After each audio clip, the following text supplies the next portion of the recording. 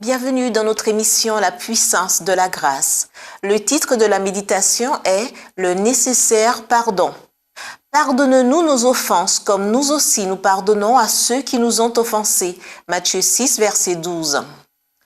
Le Christ déclare que Dieu nous traitera d'après cette règle.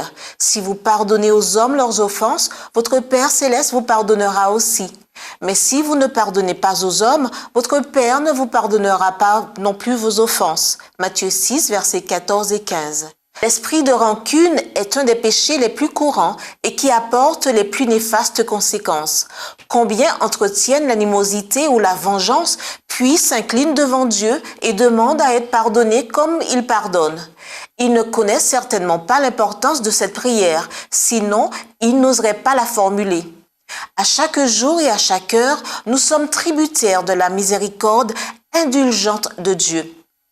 Comment pouvons-nous entretenir amertume et malveillance envers des pécheurs comme nous?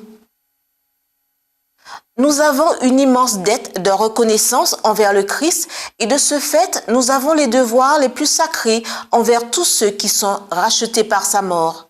Nous devons leur témoigner la même sympathie, la même compassion, le même amour désintéressé que le Christ a manifesté envers nous. Celui qui ne pardonne pas se prive du seul moyen par lequel il puisse bénéficier de la miséricorde de Dieu.